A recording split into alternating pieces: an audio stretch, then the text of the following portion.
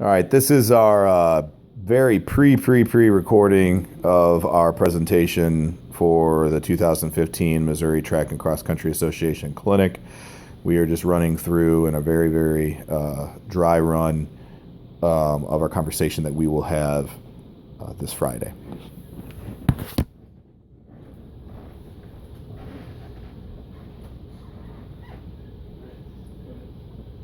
So one of the conversations that we've had when we're talking about track and field is how do you design training from a periodization standpoint or an annual plan? And two of the things that have been really common in conversations about training have been either a short to long system or a long to short. And there's been a lot of heated debate and a lot of controversy and discussions about which system is best. We're here today to not necessarily tell you which system is best, but to show you opportunities and examples of how both systems can be implemented to benefit the sprinters, and dependent upon who you have and what type of athletes you have. And we're going to take you through step by step what those things are. We're also going to talk to you guys today about what those things are not, and explain those things too. We will also show you ancillary workouts and things that fit together with these two different types of systems. This is a very unique conversation. We will be sharing information side by side.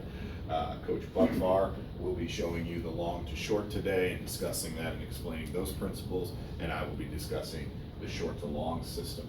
If you guys don't know who I am, I'm Coach Banta from Parkway Central High School. I coach girls cross country as the head coach there and track and field. My specialty is anything from the 100 all the way up to the 5K. Most of the running events are what I design workouts for, and I let my assistant coaches handle the fields and more of the technical events.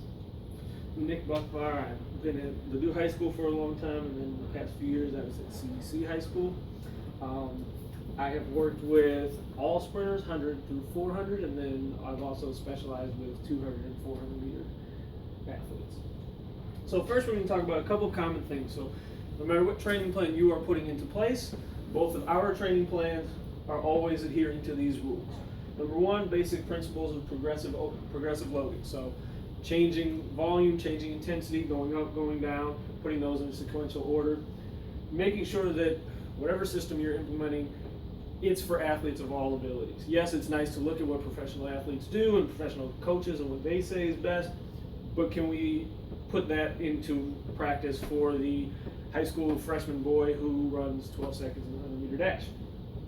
Something that takes a logistical approach so that you as the coach, as you're implementing it, you're knowing why you're putting it in, you're knowing how to put it in, and you're knowing how to make adjustments. So it has to have a reason behind what you're doing. Something that is simple to follow and implement. A lot of times we get these kids who are coming from different sports, or who are coming out late, or who have all different abilities, from kid who's just out there just for the social aspect to the kid who wants to be a state champion, wants to go on to a collegiate career. So it needs to be simple enough to where we can get all of our athletes better. And then something that's been tested and tweaked for years and that works. So finding a system that has worked for you, or finding a system from other places from someone who has already done the test work and you know that the system works. Two main things that we are going to talk about, and then will always be through everything we do, is that when it comes to increasing speed, there's two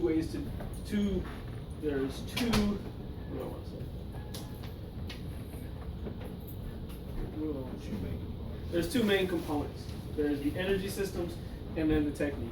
So in order to get faster, an athlete must expand the energy systems used during the event, which is what all of the training is based around, and that's what we will go through. And then athletes must be able to make gains in running efficiency. So the simple formula, stride length times stride frequency, is what increases speed. Everything needs to be aimed at those two things being as efficient as possible as a sprinter.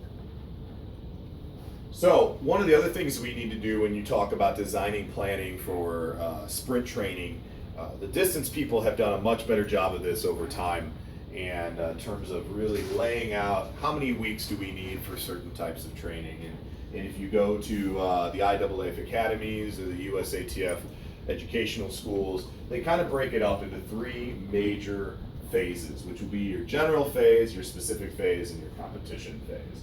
And early on, you're looking at a much larger cycle if you're going from a year-long plan versus a high school plan. So most sprinters that are at the elite level or collegiate level are training at a very, very high intensity and volume and competitive readiness for about 9 months out of the year. High school sprinters, hey, we're lucky if we get them for 3 months. And so these plans are very, very going to be different in terms of how you distribute those phases in those different weeks. And as you'll notice here, with a 9-month plan, a general phase could be anywhere from 8 to 12 weeks. That's 3 months of general training. We're going to talk about things that short to long and long to short are not, and we'll discuss how some of those things, you may have conceptions in your mind of what general phase might look like in training, and hopefully today we'll change some of those things for the better for you. Then we get to the specific phase. That's going to be about 16 weeks. That you're looking at a long period of specific training, and then finally you have your competitive phase, which I also talk about being inside that competitive phase. We talk about that also being a championship phase, which you're going to have your 3 to 4 major meets, or if you're an elite, it may be 2 to 3 major competitions that will happen in those phases. And the pie chart, you can see here that your specific prep makes up a large portion of your season. This is where the majority of your work is going to be accomplished and done. And then also your competition phase is kind of the icing on the top of the cake in terms of what you're trying to do at the end of the year to maximize the training that you've done and the performance outputs of your athletes. So, moving on to yearly distribution of subphases. The annual plan and preparation of microcycles, and you've got your competitive phase, microcycles. And so the annual plan, what is that? Well, the annual plan is your year-long or season-long plan that you have for your athlete. Now, some of these things can be as detailed as you want or can be as general as you want when you look at your annual plan. For me, if I have an athlete that I'm training the majority of the year, there are things I'm going to do in terms of planning to make sure that I can get the most out of my athletes, be it winter conditioning, track season, and then summer track or summer training. So when you look at your annual plan, you might think of it as only being a 3-month period, but you also have to consider what the athletes are doing before they come to you. If they're playing basketball, or they've ran a bunch of winter conditioning with somebody, or they wrestled, or what have you. And then the same thing of what did they do in the fall. So you got to make sure that you consider those seasons even when you don't have them when you're talking about your annual plan. Then we break it up into 2 major phases. You have your preparation phase and you have your competitive phase. And we call those macrocycles. So those are larger portions of the season that are broke down a little bit more. So if you do have a good, strong winter conditioning program, typically the preparation phase would happen at that point. And then your competitive phase would happen later when the regular season commences. Within the preparation phase, we have a general and a specific prep. So in a general prep, that's where you're getting some of the basic necessary things you need to do for an athlete to be fit so that they can handle the training that you're going to be doing later. And also we're trying to reduce injuries at that point. Specific prep is more geared towards whatever event or sport that you were doing. So if we're trying to specifically prepare for the 400 and that's our focus, that's going to be very different than the specific prep that we're going to do for the 100-meter dash. Competitive phase microcycles, now you're talking about pre-competitive. There's still going to be some general things that you're going to be doing in a pre-competitive phase. However, you're starting to move in to the competitive season, which means the meets are a lot closer. So there's going to be some things that you're going to have to make sure that they are doing. They need to know what it feels like to come out of the blocks, for one. They need to know, and you should probably be doing that stuff earlier, but these are just examples of things that, might be something that you would work on. They need to know what it feels like to sprint in spikes. They need to have an understanding of what it feels like when you're racing through the different distances that they have to in different events and things like that. Then you get into your competitive phase. The competitive phase is you're having probably in a high school season, you're having one meet every week. If you're an elite athlete or a collegiate athlete, you might be competing every 2 weeks. So then your microcycles might be built around a 2-week cycle, or as Coach Buckvar likes to do, he builds his microcycles where he has a speed, a power, an endurance, a recovery. He's got all these different themes that he has for his different system, and based off those microcycles. So in a competitive phase, you're taking for account that there's going to be some events that you're going to be racing, and that your training needs to be built, and your week-to-week design of your training needs to be built so that you have that meet at the end of the week or in the middle of the week as being the emphasis or the crescendo of whatever you're doing for that particular microcycle. Championship peak phase. This is where you're talking about the last couple of meets of the year. And when we talk about designing training and we look at our annual plan, you usually should start with, what do I want my athletes to be able to do and accomplish in the last couple weeks of the year to be able to perform at the highest level and to be able to qualify for the state championship or the NCAA meet or the regional meet or for my country's Olympic trials. And that's where you start, and then you should be working your way back.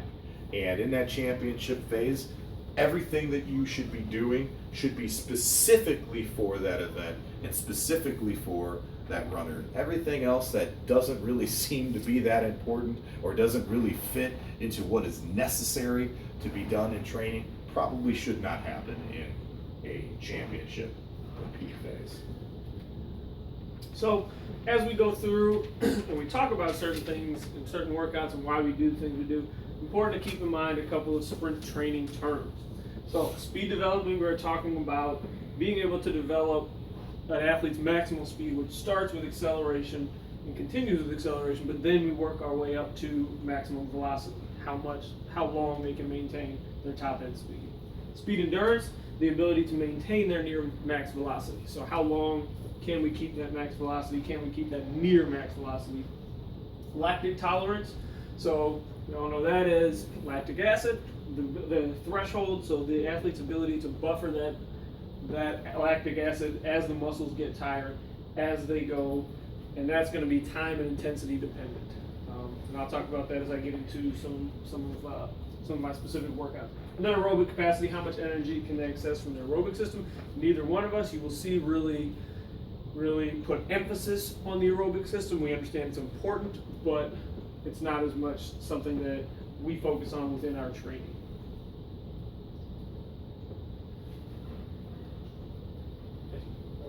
So when we look at two different types of sprinters, you've got to figure out what type of sprinter you have. So testing is going to be very, very important. USATF track and field has come through developed a myriad of tests that can help you define, hey, what type of athlete do I have? And what's really cool about when you first get an athlete, I always kind of think of it like Christmas or Hanukkah, where you get to open up a present and you don't even really know what you got until you get a chance to kind of work with it and play with it a little bit. And in terms of the USATF testing, that's kind of like, that Christmas morning, we kind of get to see, hey, this is what this person really can do here. This is what this person's really strong at. So for example, what you're going to have to do is you're going to have to be able to do a standing 30-meter acceleration. You're going to have to do a flying 30-meter acceleration. You need to see how these guys can bound. You need to see how what's their standing long jump, what's their vertical jump, how far can they throw a net ball. These are things that you should do. Also, one of the things that is not part of the USATF testing, but I know that Coach Buckvar has done this in the past, and I've done this too, is you do a 300-meter trial or a 45-second test to see how are their enduring qualities going. Now, if you're just working with general high school kids, some coaches like to use a mile, some coaches like to use a hurdle skills challenge and things like that to figure out other things. But we're specifically talking about sprinting. And so once you figure those things out, that helps you define whether or not you have a short type sprinter or a long type sprinter. The other thing, you got to use your eyes. If you've got a kid who's 225 pounds and he looks like a fire hydrant, you probably got a guy who might be a short to long sprinter versus a long to short. However, don't let that be the only thing, and that's why you have to test, because eventually, sometimes those athletes will surprise you in really, really positive ways. And another thing that a lot of coaches haven't really talked about until recently in the last couple of years is, do you have a quadricep-centric sprinter or do you have a hamstring-centric sprinter?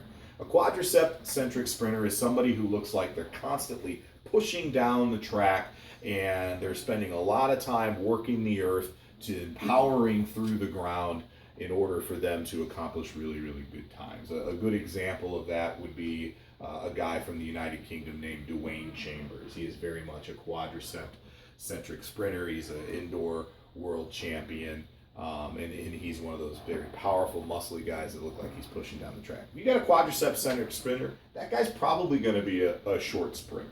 Hamstring-centric sprinters, those are the sprinters that don't spend as much time on the ground. They look like they're very elastic, and they tend to bounce. And those sprinters can be anything from long to short. You kind of want to have a hamstring-centric sprinter if you're going to be doing a 200 and 400, because they need to be very efficient, and that free energy that they get is a big key. And if you look at these athletes here in the picture, you can tell kind of physically what we're looking for in terms of the short to long and long to short. The short sprinters tend to be more muscular and more powerful and more powerfully built, and the long sprinters tend to be a little bit more lean and a little bit taller and a little bit longer. So what are the demands for the events and what you're preparing for? Well, you need to know what is going on in these races to allow for you to be successful. So specifically when you're looking at the 100-meter dash, it's heavily on speed development. You have that initial explosion that you're trying to work on, what some coaches like to call that zero step, that first movement out of the blocks. Then you have acceleration.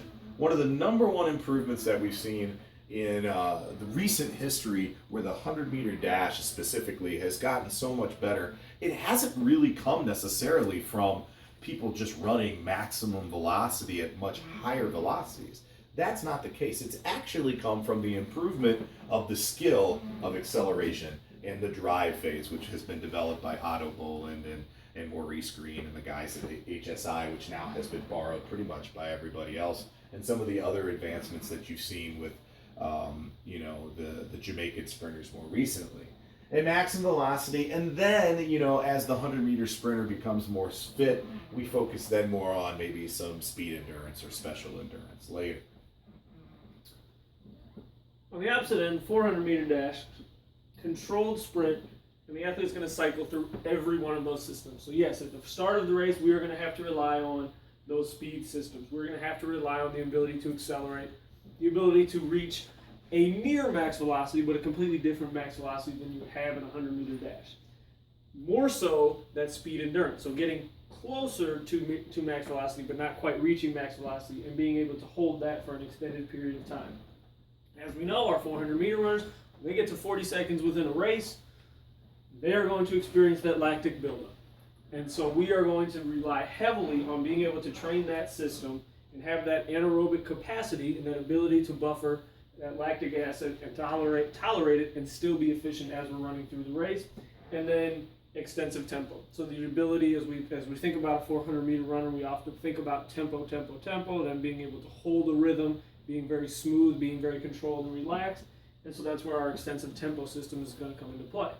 Now, both Ryan and I, if we are training all of our sprinters, we're going to have to meet in the middle somewhere at the 200-meter dash.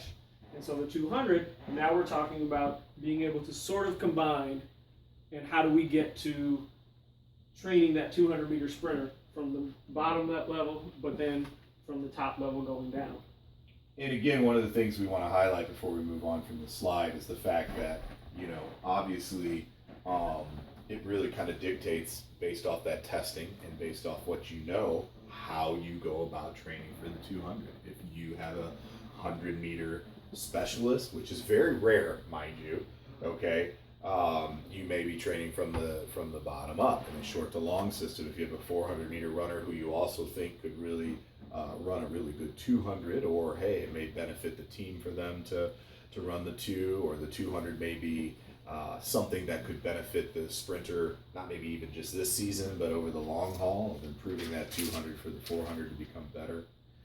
These are things that you've got to figure out before you move on. But it's a really fun event to coach because there's a lot of things that you can do once you kind of figure out what type of sprinter you have. So before we get into the actual specifics, we want to address what our system is not. So if I'm training in my system, a long to a short, we are not talking about only training for the 400 meters. We are not talking about an aerobic training system, so we're not talking about going out and doing mileage or having long 800-meter tempo runs or anything like that. We're not neglecting speed. You will see that speed is all the way through the entire system. No matter what part of the year we are in, no matter what type of workout we are doing, we are always going to be doing something speed related. We are not going to be dependent on long interval training. So we're not going to go out and we're not going to base everything around 600 meters. Or base everything around repeat 500s, and we're not going to load up on volume. So we're not going to go out and say, because we're doing tempo, just like a short sprinter is going to do tempo, they may do 6 200s, we need to do 14. We're not going to rely on those types of workouts. All right, so short to long, it is not just running intervals under 200 meters. When you watch a lot of people train or you see a lot of videos on training, one of the things you have to realize, you see some of these elite athletes. First of all, they're very different than some of the athletes we're going to be coaching here in a high school situation, or even some of the athletes that college coaches are going to be training. But one of the things you probably don't see is they're doing a lot of work, and they're doing a lot of longer intervals. But, those might not be as sexy to film on a practice for somebody who's coming to learn from them or to do a story on them. And usually, when you're interviewing somebody or talking to an athlete, they're not going to be the most readily able to speak to you filming those things. So some of those things is where some of these myths have been developed about what a short to long system is. And, guess what? Sometimes you're going to have to run over 200 meters, close to 200 meters, or just under it in a short to long system. So don't think that, hey, we're just going to go out there and do repeat 20s and repeat 10s and 30s and all of a sudden be able to run a good 100-meter and 200-meter dash. That is absolute fiction. Ignoring speed or special endurance. So speed endurance and special endurance are just as important to a short to long sprinter. It's just going to be different because, again, depending upon the event. If you're running the 100 and 200, you're probably not going to spend a lot of time running repeat 600s. You're going to spend a lot more time extending out from the 100, maybe 150s, 175, 180s, 225s, 250s. Those are going to be things that are more realistic in terms of the special endurance and speed endurance that you're going to be doing for a short sprint. It's also not endless block starts. Everybody loves block starts. And again, as we talked about, one of the best things that's led to the improvements of sprinting in the 100-meter dash recently has been acceleration. But there's a lot of other things you have to do to be successful. So as that is an important component, it is not the only component. And you have to give the right amount of attention to the other aspects of the sprint if you expect to be successful. You've all seen that in indoor track, there's a person that just gets out, they look beautiful, they look great for about 20 or 30 meters. And then they just don't have any other aspect of the sprint. We've seen world champions indoors in the 60 meters who can't go out and run, under 10 seconds in the 100-meter dash. So there are other things that have to be worked on for us to be successful. It is not negotiated training for lazy sprinters. Very few sprinters are wanting to go through the training that is necessary to improve. And so a lot of people and athletes and just people in general, we're always looking for the path of least resistance. But unfortunately, short to long is not that. You're going to be having to hold them accountable to very, very high intensities. And that's going to be fatiguing and tiring and wear those athletes out in a different way. So don't use this as that kind of negotiation for lazy athletes. Because if they're lazy, then they're not going to do what you need them to do with the short to long system. And then the other thing, don't be worried about going too fast too soon. Oh, this is a system where you go too fast too soon, you're going to get hurt. Their 90% effort in September, October, November, it will be slower than their 90 to 95% efforts in February, March, April, May. But the intensity level there is going to be the same for them because that's their fitness level. Don't be afraid. What are you waiting for to get fast? If you look at the people who run in the top 10 in the first month in the 100-meter dash in college, 4 or 5 of those people every year are in the top 10 at the end of the season. We cannot wait to be fast. We need to get fast now. So, 4 simple rules that I adhere to when implementing long to short systems. Rule number one, make the individual as fast as possible for 200 meters and 400 meters. So if we're training and we're trying to make them as fast as possible for 200, then guess what? We are getting in all of those speed components. We are getting in the acceleration work. We are getting in the top end speed work. We are getting in the speed endurance work. If we're talking about making them as fast as possible for the 400 meters, now we are absolutely emphasizing and throwing in those components of lactic tolerance and being able to maintain. Rule number 2, volume and intensity is relative to the energy system and the time of year. So when I talk about I'm running a speed workout in March versus a speed workout in May, I'm still training speed, but I'm training based on the time of year. So as I go through, you'll see early on, our speed workout is not necessarily going to be 95%, it's not going to be all out intervals, but we are still including speed workouts early on in the season. Same with our volume. We are going to start off with lower amounts of volume on speed things. We may start off with longer amounts of volume on some of the more endurance, the strength work, but then those will end up meeting in the middle. Rule number 3, always be ready to make adjustments and know the why. Really, this would probably go for either system, but to me, there's so many things to incorporate, all the energy systems that need to be incorporated, all the things that need to be trained within a long to short system. So we need to make sure that we know exactly why we are doing a workout, what the purpose of it is, so that we can make an adjustment if we need to, based on the feedback the athletes are giving us, based on the way the workout session is going, or just based on what it, so far, if we go to a meeting, I see that they need some more of one thing and less of another. We're really strong, but we may not have as much pop, then maybe we need to make some adjustments throughout the year. And then rule number 4, when in doubt, refer back to rule number 1. So if I'm ever in question about what to do on a workout or what to do at a certain point of the year, I always go back to number 1. Am I making this individual faster for the 200 and 400? Again, long to short is not training only for the 400. My athletes will drop down and I'll put the same 4 kids on a 4x1 as a 4x4. So if I end up only emphasizing one of those, then I'm violating rule number 1 of the system. So looking at the 4 simple rules of short to long, all training in the short to long should be built around the drive phase and you're flying 30-meter PR. Those are the things that if you combine the two are going to really be the skill sets that you need to work on to improve a short to long sprinter. If you're not constantly focusing on how to improve those things throughout training, you're limiting the progression and development of those athletes. So those are going to be kind of your litmus tests, if you will, your landmarks that you're going to constantly be looking at to kind of understand, hey, what adaptations is your training having?